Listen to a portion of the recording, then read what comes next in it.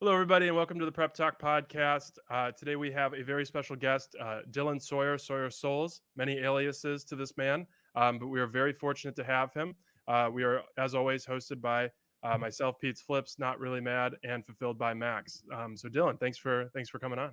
Man, thank you for having me, man. I've been looking forward to this. Awesome, awesome. Um, so, do we just want to just jump into it, just for the folks that don't really know who you are? Maybe, probably not very many of them, to be honest. Yeah, But kind of give a high level background of your journey, um, and just get going.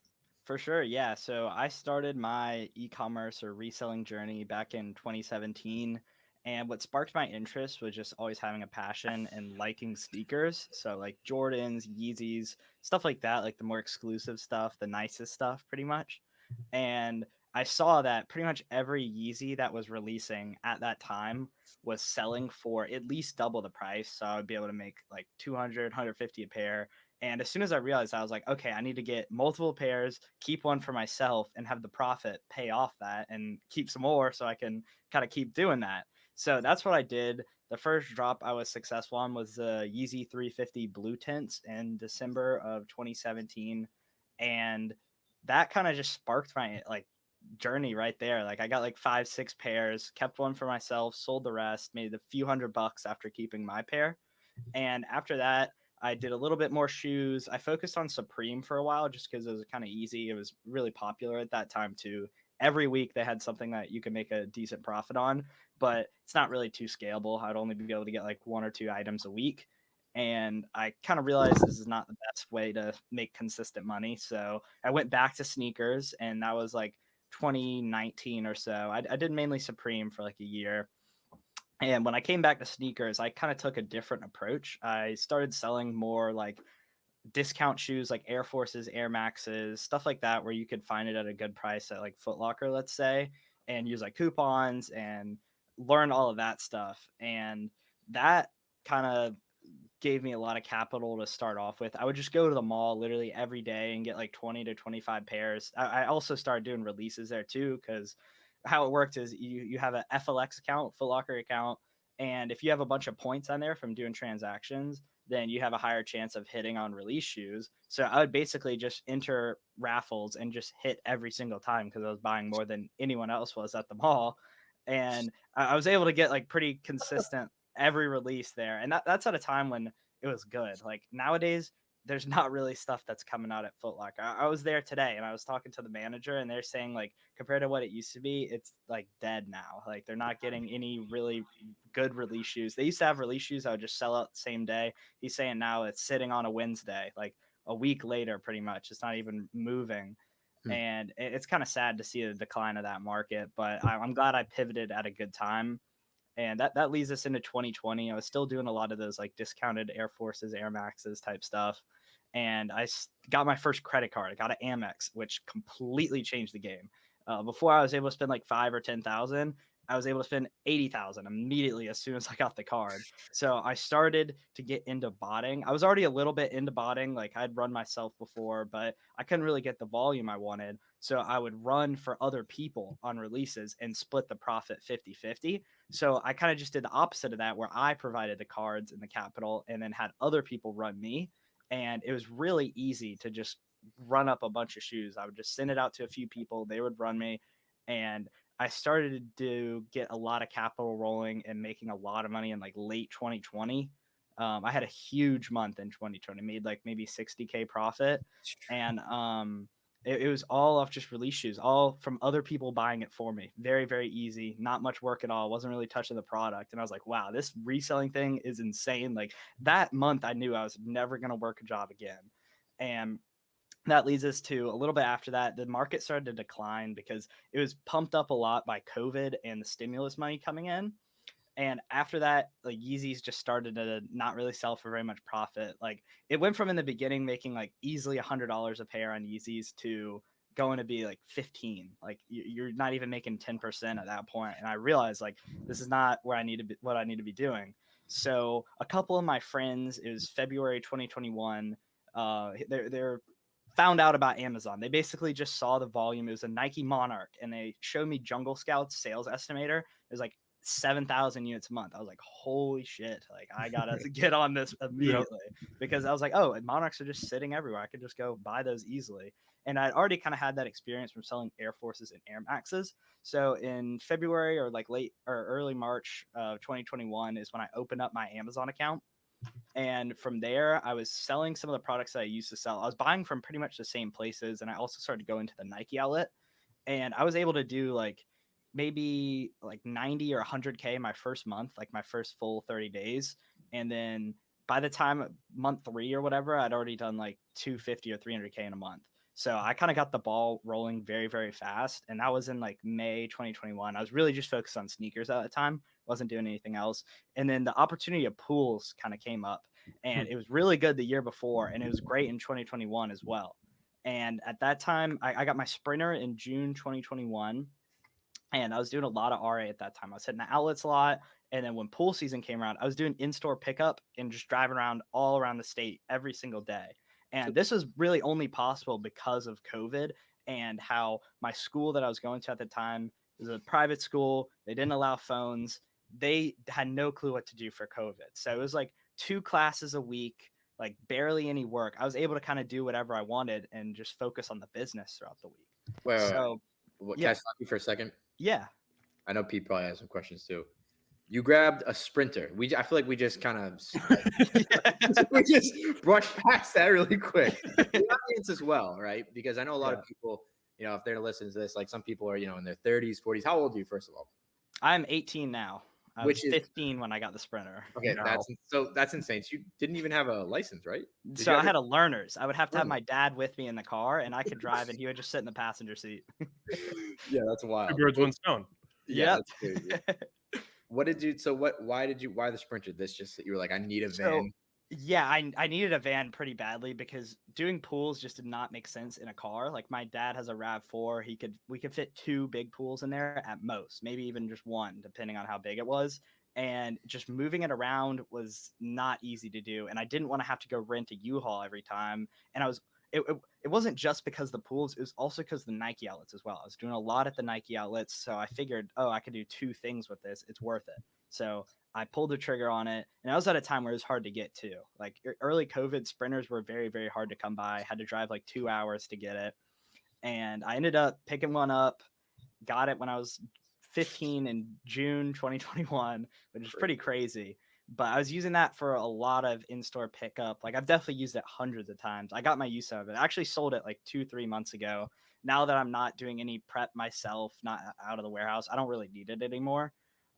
So it's kind of nice. Don't have that monthly payment anymore. Got pretty much all my money back for it. So I was very happy with what came out of it.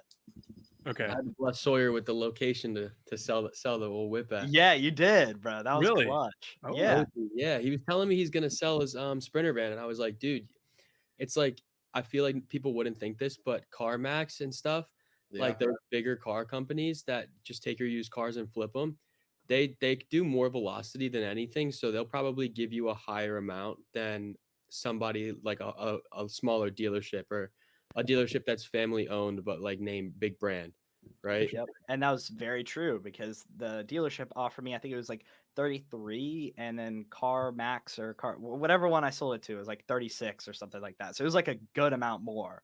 And the people at the dealership were trying to pressure me into doing it. They're like, "Oh, you're not going to get any better pricing." I was like, "I'll come back and let you know," and then never went back. Yep. So, They didn't understand that they were working with the OA legend. exactly. All you do. That's They weren't familiar with my game. Yeah, I understand the game you're playing. Don't try and pull a fast one. Yeah, But so you're doing the pools. You're in the Sprinter. You're moving around with your dad, and you got the learner's permit. So you just keep going. You've got a long story for such a short life, but keep ripping. Yeah, I got my license in August of that year, so I could go kind of wherever I want by myself at that point.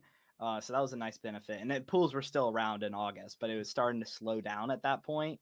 One funny story I have. So from those botting connections I made in the sneaker days, I still were talking to some of those guys sometimes. And a lot of these bots have Walmart for, I think it was like sports cards mainly. There's a couple things that were selling well at the time that were being botted. And I was in a Discord group and I just saw the pools coming up. It was like Intex, there's a couple of random brands. I was like, dude, you got to try and run me for this, and we'll see how many we get.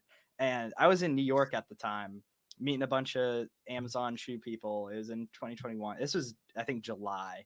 And I just see charges just ripping on my phone. And it was going to like a split email of ours. And he's like, oh, yeah, some of these are getting canceled. Like, don't worry about it.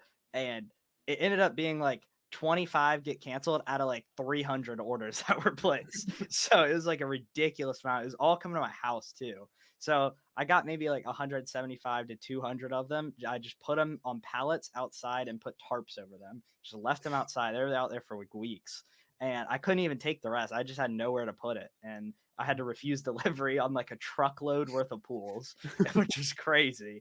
And FedEx was calling me like, we have to do something with this. Like, we have a full 40-foot trailer filled with these damn pools. And I was like, I can't take them. I don't know what to tell you. I was just slowly selling like a few a day. And I ended up getting rid of pretty much all of those.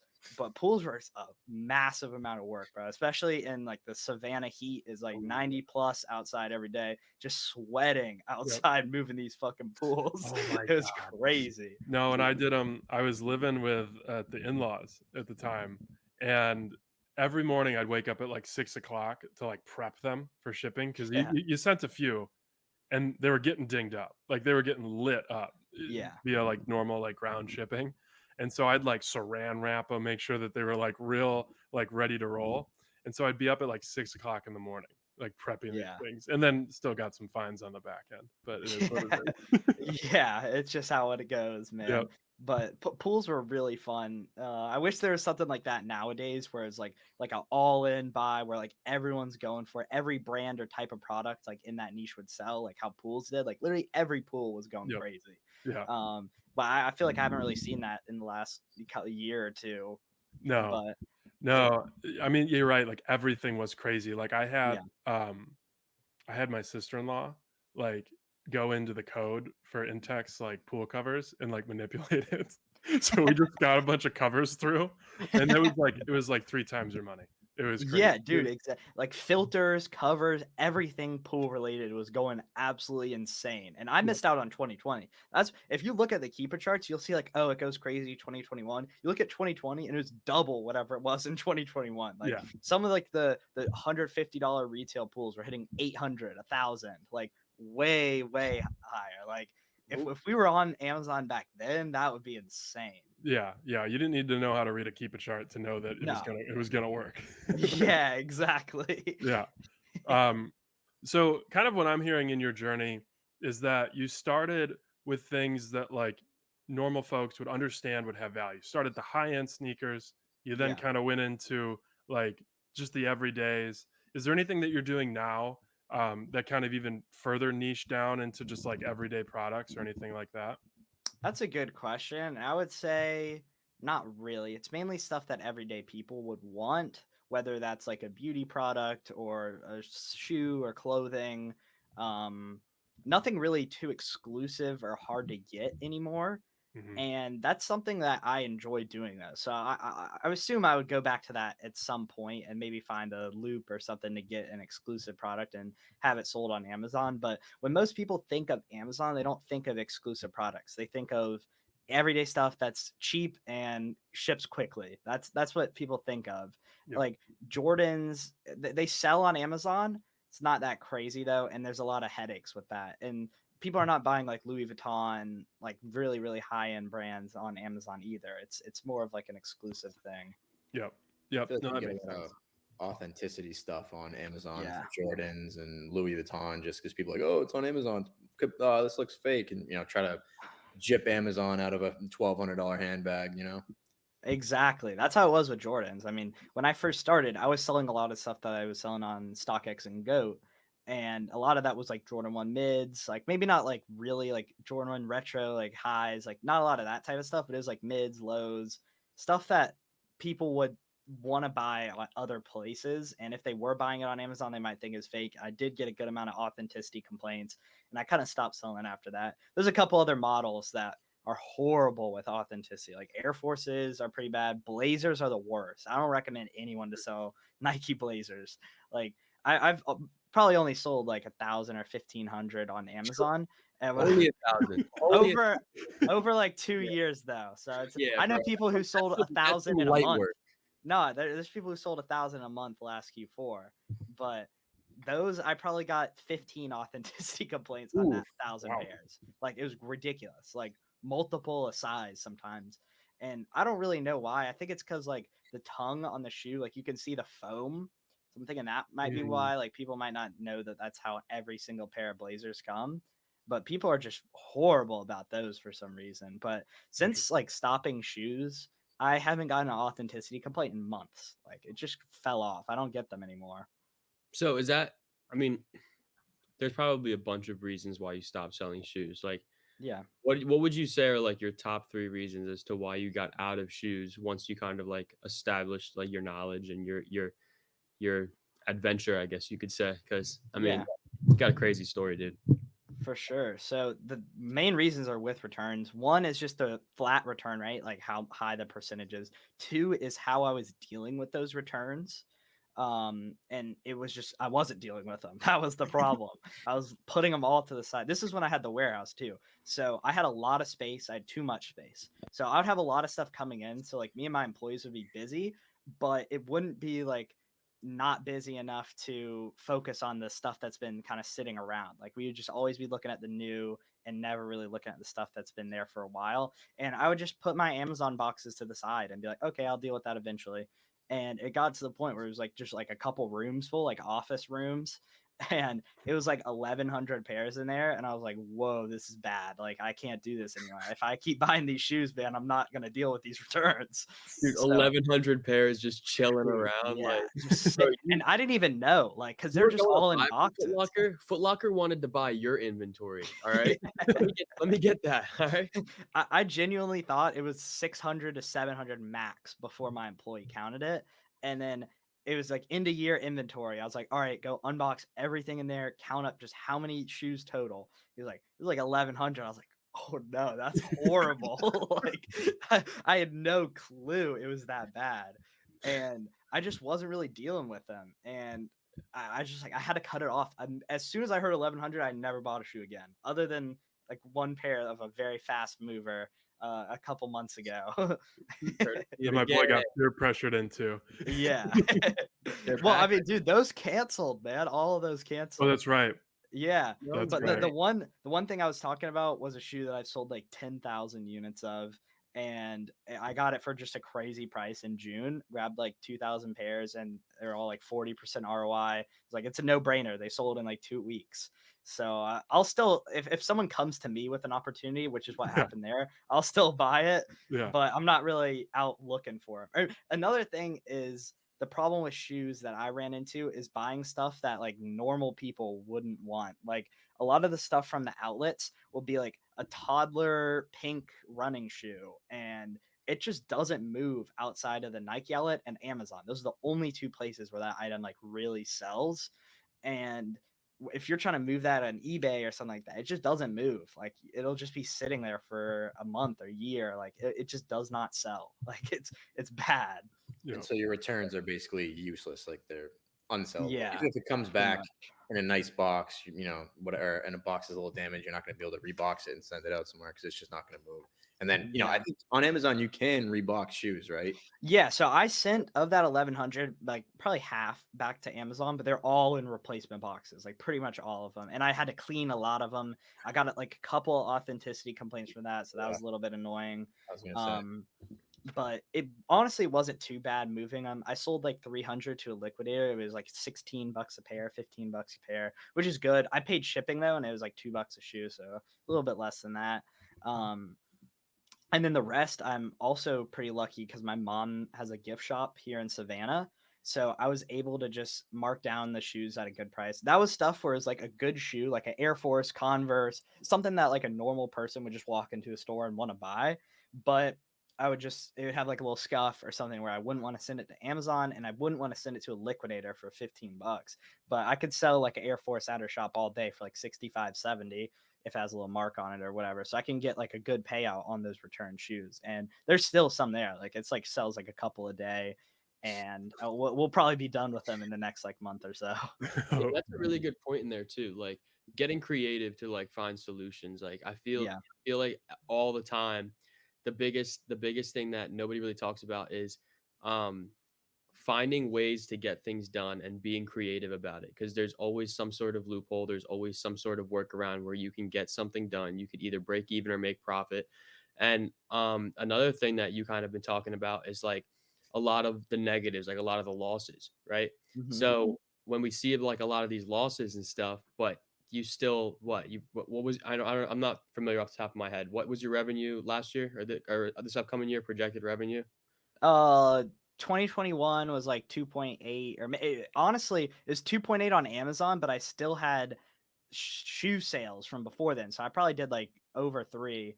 Last year was like 3.2, and this year will probably be around 3.2 realistically. I had a lot of lower months this year than I had before because I stopped buying shoes, transitioned to wholesale, moved out of the warehouse. It was a huge transition year for my company, and it's all positive though. Like I don't really care about doing less sales this year because I know next year I have a lot of systems in place, and I basically just have the recipe to take it to 10 million, which is the goal.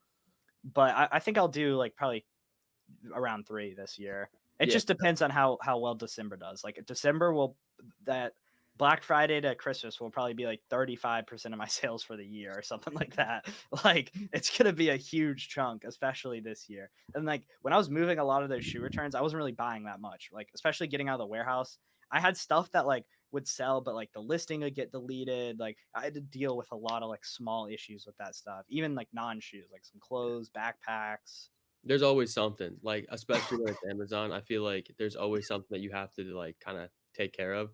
That's why Yeah. people I mean, they have VAs and whatnot that kinda take care of that for them, but I wanted to outline, like, we're talking a lot about the negatives that you've run into, but Yeah. you're still in the game doing 3.2 mil Oh this yeah. year and on track to do 10 mil next year, like, that's insane. So, I mean, yeah, you're gonna run into roadblocks, you're gonna run into different hurdles along the way, but as long as you keep pushing, that number is gonna keep growing. Exactly. Yeah. Yeah. Nothing's been even close to big enough to like really destroy my business or anything like that. Mhm. It's all been just small little roadblocks. Like the Kohl's cash a few months ago, like 20K L right there, but you know, it is what it is. Like most of that stuff I made a little bit on, like I and I got to It is charge what back it and get like is. half of it back. So just got to deal with it. It's charge it to the game. I mean, it's the resilience is an attribute of anybody that or Yeah. somebody that's going to get to where they want to be. Like it's not all sunshine and rainbows like people kind of think it is on Twitter. Like there's headaches Yeah, for every size company. Like for the sure. bigger company, the bigger the problems, probably. Definitely. Yeah. Um, but that kind of leads me into um, there is reason for celebration today as young Sawyer has crossed 4,000 followers on Oh, Twitter. yeah, okay, you know this. Yeah, Yeah. Yeah. that was like Yeah. 30 minutes ago I got Yep. across there, like, in the last couple hours, I'm so Dude, everywhere. I'm that's I'm excited for everywhere. that. confirmation that Peter's pocket watching you. Yes, All right. sir. Yep. He's watching your Twitter. He's making sure Peter you're getting those numbers probably up. has all the Twitters up on the tabs, and he just refreshes them with the first thing they learn. Wow, he's All mine 30 are followers. buy sheets and different links and everything, and all Peter's are different people's Twitters and everything. Yep. Yep. That's funny. But so that growth has been relatively like fast because Yeah. you're decent sized account. You weren't really tweeting that much. Can you kind of get into like, you know, what changed? What value you've seen from it, that sort of thing. So I'll take you back to the beginning of my Twitter account. So the first time, and I say that because I'm wearing this shirt right here. This is Off the Wave shirt. So that was a local store here in Savannah that would have like hype stuff, like Yeezys, Jordans, that type of stuff. And the owner and one of the employees really helped me out a lot. Like this was in like 2017, 2018 when I first started. They bought some of my Yeezys, stuff like that. And this one guy there, Zay, he was doing botting back in like 2017, 2018. He was very early on that. And he just one day took my phone and was like, all right, you need to make a new Twitter account and follow like this 300 people. And I took it, I followed every one of those people, and that just kind of tossed me right into like the sneaker Twitter world. And from there, I was just making a lot of connections, posting like success from drops, botting success, stuff with bricks, like the Air Forces, stuff like that. And that got me to my first like few hundred followers. In 2020, it started to get up a lot when I posted like some big flexes, like a lot of shoes, like Yeezys and stuff like that. and I was maybe at like 1,000 or 1,500 at that time. And I was kind of stagnant. Like I maybe got 1,000 followers in like a year and a half, 2 years. And that was until like ASD. And at ASD is when I started taking content a little bit more seriously. I met a lot of people there. I did like Corey's podcast, Miles' podcast, like interview with Miles as well that did really well. It was like 4 or 5 pieces of content that I did that really got my name out there. And since August, I maybe have like over 1,000 followers. Like it grew up very, very fast. Like a couple months, 1,000+ followers, maybe more than that. And that's been kind of cool to see because I've never seen like explosive growth like this, but I've also never put work into content like I have. Right. And kind of seeing the work that goes into content, it makes me really, really impressed by what Miles, Warner, all of these guys have Garrett too. Like that's so much work to be doing a daily thread, a daily short, a daily whatever, you know, it's a lot of consistency and you have to really dedicate yourself to it. Like in my experience, doing like weekly podcasts and all that other stuff is like just as hard as running a 7-figure Amazon store. Like takes just as much time for me. Yeah. No, I mean it is. You really don't appreciate like how much time, effort. You don't see all of the outtakes. You don't see all of the, script writing, everything that goes into it. Yeah. So yeah, but yeah, super impressive. I mean, the new pod is awesome. Appreciate And it. then you've been just dropping a ton of knowledge bombs on the Yeah. timeline. So if you're not following Sawyer, you ought to. I actually have a really good question for Sawyer, going back to kind of just like sales and revenue and just about the business and everything. So I know a lot of people, like oftentimes they can get like stuck at a certain revenue point, right? So let's just say you're building up and you've been stuck at like 10K for 3 months, right? You're newer to the game. Or even somebody a little bit more experienced, like let's just say you're not really crossing that like 75K mark, right? For a few months in a row. Have you ever hit like roadblocks like that? And if you Definitely. have, like those plateaus, and if you have, like what kind of things did you do to kind of boost yourself and get over those plateaus? So it's kind of different for me because I'm honestly, very honestly, not even past that plateau yet. Like the 3rd month on Amazon, I had a bunch of I had a bunch of stuff sitting around from before, and I did like 350K. I've done like 390 or something like that, but breaking past 400K for me in a non Q4 month has been very difficult, and that's when I realized I need to transition into wholesale. I kind of realized my cap pretty quickly, but I stayed there for a while because I thought I might be able to find a new loop or something like that to kind of break me past that point. I was able to do like 700K in December, but I'm talking like normal January through like August. Breaking past 400 for me has been really, really difficult. And that's when I realized at the start of this year, like I need to get into wholesale and I need to have a lot more work outsourced because that's with like me doing all the product research, all the purchasing. So this year, my parents, well, my mom mainly has been helping me out with purchasing. I don't really want to give all that info to a VA yet. I do trust my main guy, my admin. I probably will do it very, very soon, but it's something that is just very easy for her. I just give very, very detailed instructions like 10 per order, rack it in, use this card, this coupon, and it's just easy. It's very repetitive. So that's going to be something that's going to help me break past that point because I was spending a lot of time on that before, just buying after I found the lead. But now, if I find a lead, send it to her, and then I don't even really have to think about it. Like it just gets put into the spreadsheet, and everything is handled from there. But getting more into wholesale is definitely what's going to get me past that 400K a month mark. Just because doing OA and or RA and finding 400,000 in revenue worth of profitable inventory is definitely very difficult. I would have to spend like 10 hours a day sourcing every single day to get to that point. And also it's out of my hands at some points. Like if it's in February or whatever, and there's just no sales going on, like I can't really do much. Like it's limited by things that I can't really control. And that's one problem I think that is with arbitrage that wholesale doesn't really run into as much. Like it's very dependent on what's going on. Like back to school, amazing, crushing it. But for the past like 2 months or so, it's been a little bit slow. Recently, it's picked up in the past couple weeks with like selling wise and buying wise. Yep. But in that September was a pretty slow month, I'd say, for most people. Yep. Kind of sold through all their back to school stuff, and then it was kind of a reset month.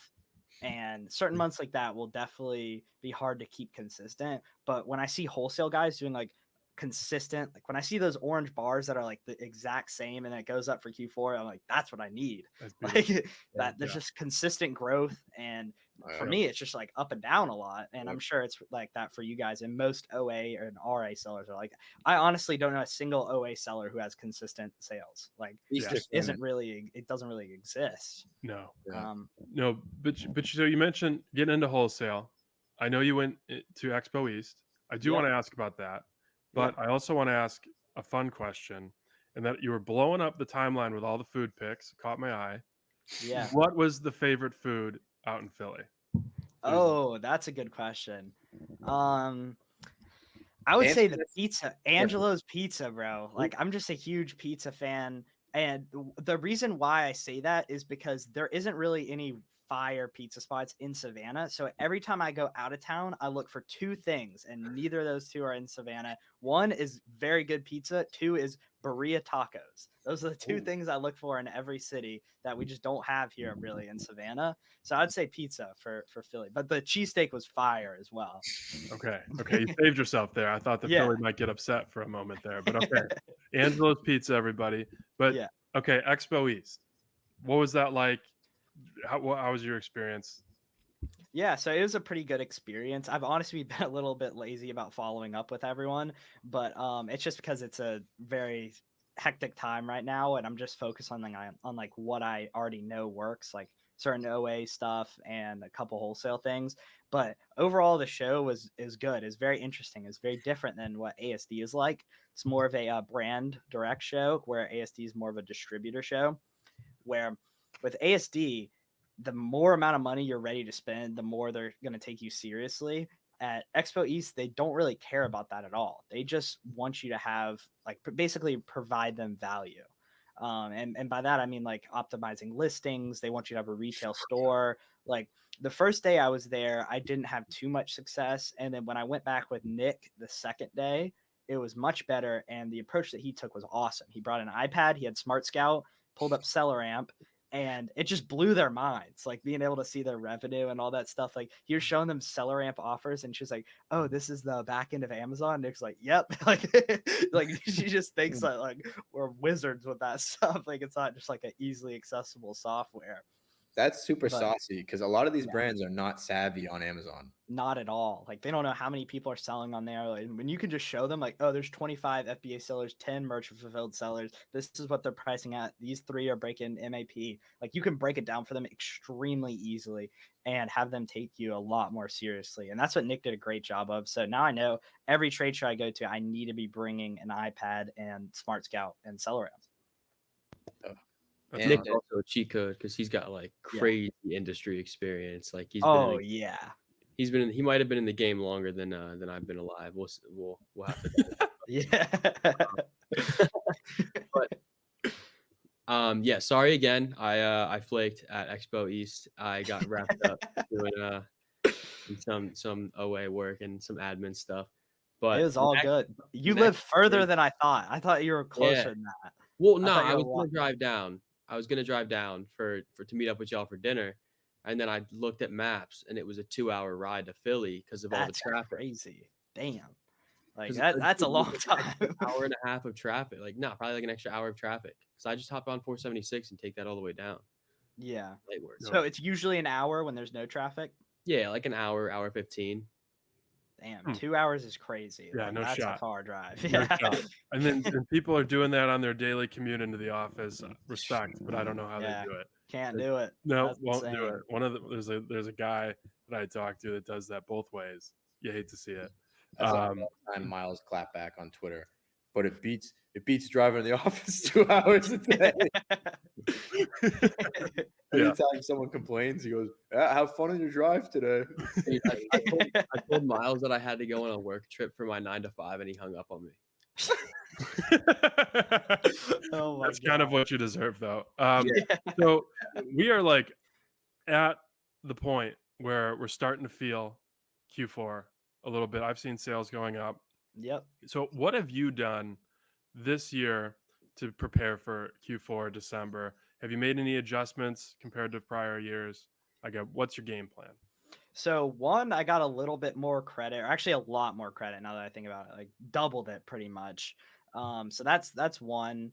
And another thing is I'm holding a lot more this year. Like there's stuff that's selling now where I just immediately up my reprice minimum because I'm like, oh, this is definitely going to go for more in mid-December than it is now. And having this couple years of experience under my belt, I'm able to do that. For the newer seller, it's not really worth it to, because like certain stuff I bought in August, I won't even think about selling until Black Friday. So there's stuff where I'm sitting on it for 4 months at a time, and a new seller, that does not make sense at all.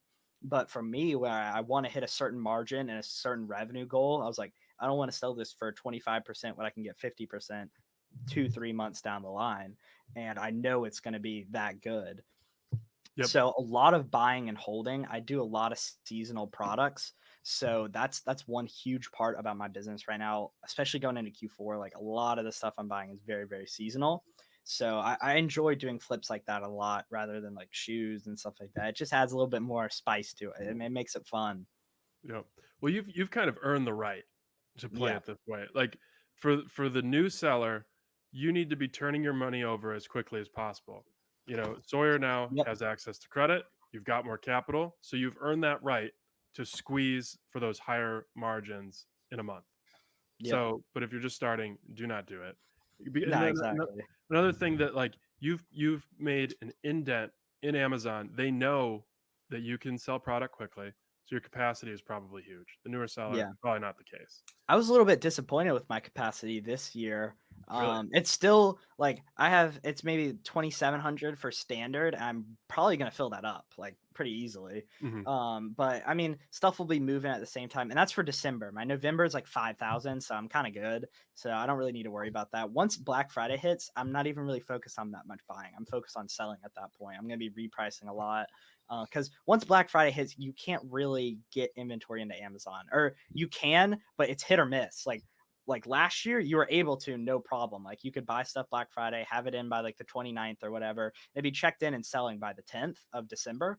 And the year before that, I don't think it was like that at all. So it's kind of hit or miss year by year. This year, I'm hoping it's going to be like last year, where it's pretty quick check-in times. I saw that they hired like 250K more employees. So that's a good sign. But one bad sign I've seen is a lot of shoes that are shipping out from New Jersey are going to California. That's one thing I've seen popping up on my feed a good amount recently.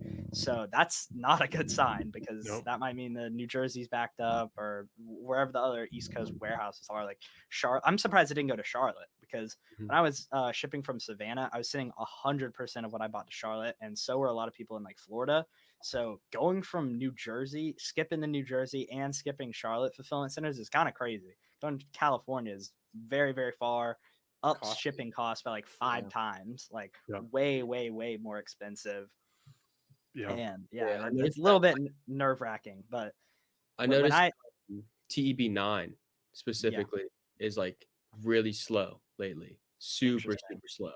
Damn. And that's not I think that's local to like East Coast, like Jersey area. So like I've been keeping an eye on it. So I'm just kind of like jumping in there and backing up what you're saying, Sawyer, because I've noticed it too. Yeah, that's another reason why I like to send in my stuff early. Like I probably will still be buying on Black Friday, like for sure will still be, but most of my purchasing ideally comes before then, because I want it to be checked in, ready to sell on Black Friday. Like that time from Black Friday to December. And a lot of stuff I buy very, very deep on. Like it might only sell like a Nike clothing, or for example, size large only might be selling 200 times a month right now. I'm buying 200 of that one size, just because I know if I have it checked in and ready from Black Friday to Christmas Day, I'm going to sell through that easily, like very, very easily, and just be able to like hold on and get all of those sales. Yep. Oh yeah, I was gonna say it's kind of crazy. Like, I think what's the average stock portfolio return year over year is what, like 8 or something like that. Like 8 to 10 in a really good market. Yeah. So it sounds crazy to like OA sellers, like you're gonna hold it, but if you actually look at the returns, you're making 50% on your money. No, exactly. It's crazy. There's no one that I think. What did the top hedge fund last year make? Like 30%, and that's like the top investors in the world. I think it was 30. I don't know. It wasn't that high. right? And people are Yeah. doing 50% month over month. Some people are crazy. So Yeah, it's really insane how quick you can just compound your money and still a great take it to a investment, different even if level. you're holding Yeah. it for a little bit. And the fact that you were able to do that is awesome. Newer sellers, you probably a little bit more worried about cash flow, but that's kind of nice is when you get to the point where you have the extra cash to spare, right? You're able to play the long game and really strategically attack. Yeah. Dude, Sawyer has a special way of getting me amped up. I remember when we were on a call, and I Yeah. was like, dude, my credit's like clipped right now, beginning of September. And he was like, bro, just go apply for like 3 more credit cards. Like, screw it. And next thing you know, like I'm just like on every website, just applying for every credit card that's ever been a business card. And, dude, that's like one of like the pinnacle moments that just lives in my head rent free of Sawyer. Just, dude, I'm sorry, I can't. I can't call you Dylan. That's just like so Oh no, weird. that's fine, bro. Most people on here call me Sawyer, but a lot of people who know me like real life call me Dylan. So I go by, which is Really? why I made it, because people would call me Dylan. I would say like 40% of people call me Dylan on this community, or maybe 30 or 25%, but a good amount call me Dylan. And that's why I hit the rebrand and did Dylan Sawyer, because too many people know me as both. I needed to have both of those in my name. Ooh. But most people, if I'm introducing myself, I'll say Sawyer. So, Dude, I that's remember I looked at your interview with Miles, and I Mhm. thought that he like put the wrong person's name for a second. I was like, wait, who the heck is Dylan? That's Sawyer, bro. I can't believe he got his name wrong. Like, what? And then I like texted Peter and Max, and I was like, dude, is Sawyer's name like real name Dylan? They were like, yeah. It's like Sawyer's just kind of his last name or like It's my middle name. Okay, Yeah. your middle name. Okay. Yeah. And it's kind of a funny story. The reason why I did this is back then in the shoe days, everyone had a name like Kinsey Kicks or like something like Sneakers or Kicks or Yeah. Soles or something like that, and nothing worked with Dylan. Like there's nothing like Dylan shoes or anything. It just nothing worked, and I was like, Dude, all right, Dylan's dumb. Sawyer Soles. Sorry. Nice. Well, that's one of like the things that I love about folks in the South is they'll have like the best middle names and then they'll just use them. Like I'm thinking about like the shortstop for the Cubs that was for the Braves, Dansby Swanson. That's a beautiful name. But Sawyer is also a great name. No, that's true, because a lot of my friends use their middle names as well. Yeah. Like, And they just- and from school. Yeah, like, and they a just lot roll of off them the use tongue. Yeah. They're great names. They're great names. But something that I've picked up over the years, probably following baseball too closely. So where do you see yourself going over the next 5 years? Good question. So I definitely want to ramp up wholesale a lot. Like ideally by then, realistically, maybe 15 to 20 million a year in revenue. Like ideally all brand direct exclusive. That just seems like the most long-term scalable model. Maybe throw in some private label probably by that time. Been talking about private label for a while, but I don't even really want to get into it unless I'm doing like 100K a month profit from like wholesale. I just want to have like a lot of experience with like listing creation, brand optimization before I even try and do my own thing. And I definitely want to do like more like coaching group stuff. I get a lot of satisfaction from that, just helping out new sellers, watching people scale from 0 to like 50, 100 to 200K a month. It's really, really cool to see that. And especially in a world like Amazon, where it's just so much opportunity and there's really space for everyone. It's just all about having that abundance mindset, sharing with other people. And yeah, just also getting into real estate. I'll probably be into real estate at that time. Maybe like 1 or 2 rental properties, probably nothing crazy by that point, just because it's like something I haven't even really looked into very much yet. And probably move out eventually in the next 2 to 3 years, probably go to Miami. Might spend like half my year in Miami, half the year in Savannah. That's probably what my 5 year down the line is going to look like. Okay. This guy's a 65-year-old man in a 18-foot body, bro. Grab the penthouse in Miami, chill out. I'm not gonna lie, man. The winters are getting rough out here in Georgia. Getting a little cold. Joints starting to ache a little bit. We hit 50 the other day. It was too cold. That's how it is, man. Yeah. Thought I saw some frost on the ground. That's insane. Dude, we've had snow here once in my life ever, and couple years 18 ago? years. Yeah, it was a couple years ago, and it was Remember that. crazy. Like, bro, there's neighbors who I'd never met before coming outside, like playing in the snow. Like everyone was outside. All school was canceled for like 5 days. Like it was like less than a foot of snow. It was like a Just dusting, wasn't rich it? and everything. Yeah, cool. I gotta get south. I mean, Miles always clowns Wisconsin for being a horrible state, and you know It he is, brings yeah. up some valid points, but it's so miserable here that it just develops this grit that I can Yeah. tell that some of the y'all do not have. Like being in -30, y'all would never. But Yeah, you become hardy when you live up north, dude. Like you don't understand pain until you go outside after taking a hot shower. Your hair is still kind of wet, and you have to scrape a half inch of ice off of your frozen car. Or if you have Oh, leather that's crazy. seats, if you have leather seats, dude, when you go to sit down, your seat is basically just an ice pack. So Yep. in the morning, it's just like frozen. Like the leather Man. is so stiff, you gotta like smack it to like get it spongy again. It's That's crazy. insane. Yeah, Yeah, if Yeah. you're brutal. if you haven't walked out into, you know, outside and your ears have not literally begun to freeze, you don't know what hardship is. That's Wisconsin. That's crazy. I Yeah. got to one. me, I bro. got one worse than stepping on a Lego. Catching a football in like 10 degrees, dude, and you Oh. miss and it smacks your hand, dude. Your fingertips go numb. It's. I know. I know everyone who's listening to this who's lived in the Northeast had no. I know Max. I know Pete. I know you've had that before. Like when you go to catch a football or like anything, and you smack your fingers in the cold, dude. Your fingers just go numb, and it's like throbbing pain for like 15 minutes. I don't know. I, I don't think I'll live in the north pretty much ever. Can't do it. No. And it's funny because when I was doing shoes like 3-4 years ago, New Jersey and New York, I was like, oh, I'm 100% moving to New Jersey when I'm 18 and doing sneakers there full time because that's just where everyone was at the time. And now it's a little bit different. A lot of distributors and stuff are still up there, but it's just I don't want to be up there at all. Yeah. Yeah. So, you asked me a question when I was on your pod, and I'm just going to re-ask it back because I really liked it. Yeah. What is a day in the life as Dylan Sawyer? What does that Cool. look like? So yeah, so I wake up at usually like 9:30 and probably scroll on my phone till 10, honestly, and then get out of bed, check Twitter and all that, just the usual, and then hop in the shower, get ready. It takes me like 20-30 minutes. So by like 10:30 or 10:15, I'm at my computer just grinding away. Usually I do DoorDash or Uber Eats for lunch, and now I haven't really been doing that too much. I usually just kind of go out now and drive just to get outside the house because before, if I'm doing Uber Eats or whatever and I'm really locked in, I won't even leave the house for like 4 days. Like, just like there's really nothing I need out there.